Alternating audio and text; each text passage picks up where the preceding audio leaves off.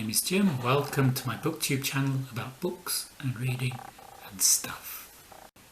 I've just finished reading the grueling autobiography of Albert Woodfox called Solitary. Albert Woodfox was a prisoner in the notorious Angola Penitentiary in Louisiana, and he spent most of his time, over 4 decades, in solitary confinement. Albert Woodfox was born in 1947 to a single mother, Ruby Edwards, who was just 17 when he was born. His father had already gone. His mother was very poor. He says, growing up in the Jim Crow South, she had a lot of practice surviving on very little. Albert was no angel for sure. He was a rebellious youth. He started running with a gang called the High Steppers and got into a lot of trouble with the police.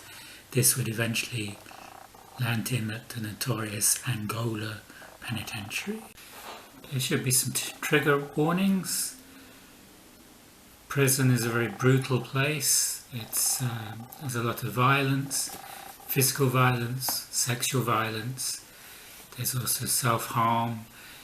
There's also the institutionalized racism. Angola is the largest maximum security prison in the United States. It's often referred to as the farm. It's on the site of a former plantation, over 18,000 acres. The prisoners, in some ways, are like new slaves. They do a lot of farm work in the day.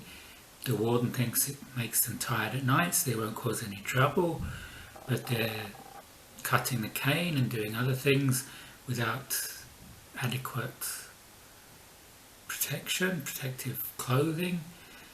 It's a new form of slavery. As a young man in and out of prison, Albert Woodfox became a stick-up artist. He specialised in armed robbery, and he escaped from Louisiana at one time, but he ended up in New York, where he was put in prison in what was called the Tombs in New York, and there he met members of the Black Panther Party, and this changed his life. When he returned to Angola prison, Albert Woodfox wrote, "I was a black man with a long prison sentence ahead of me. Inside, however, everything had changed. I had morals, principles, and values I never had before. Looking out the window of the plane, I saw into the window of my soul. I had done wrong. Now I would do right. I would never be a criminal again." So when a white prison officer, Brent Miller, was killed in 1972, Albert Woodfox, along with 3 others, were convicted of his murder without a shred of evidence.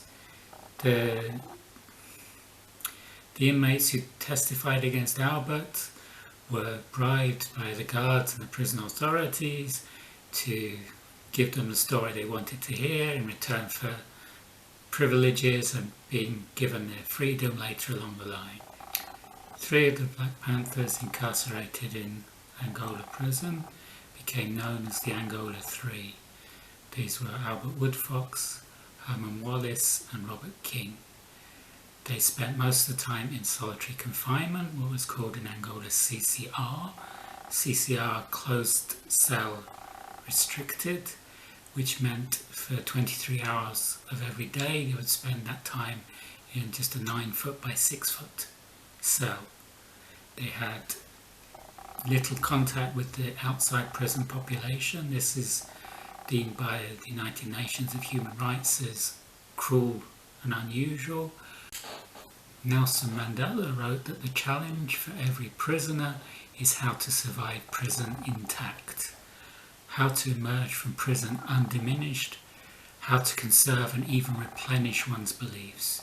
For Albert, he said, "I became living proof that we can survive the worst to change ourselves and our world." He also says, "By the time I was 40, I saw how I had transformed my cell, which was supposed to be a confined space of destruction and punishment, into something positive. I used that space to educate myself. I used that space to build strong moral character." Obviously, it's an autobiography. what's recounted by Albert Woodfox is his own reality, but because he was supported by people like Anita Roddick and also by Amnesty International, I believe that most of the facts he tells us are the truth. That there was a tremendous smear campaign against him and the other members of the Black Panther Party who were in prison. It was a very powerful book. I'll give it 5 stars. I'm glad I read it. It's a difficult book. It's very brutal, the prison authorities. There's also the very lengthy process of appeals and court process.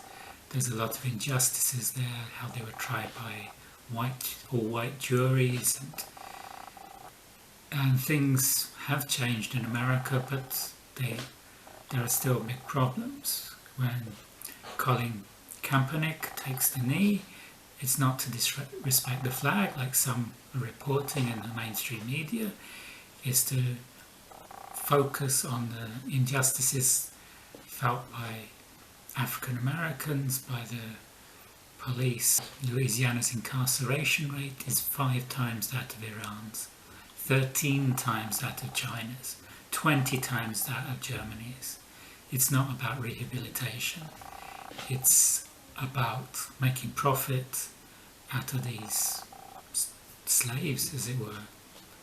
There's so many injustices in the system. Albert Woodfox, serving over 40 years in solitary confinement, was a great injustice.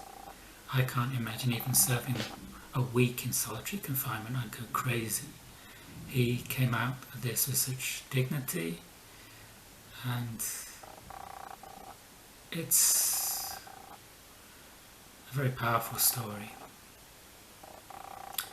This is my first read for Black History Month. If you like this video, you can like and subscribe below.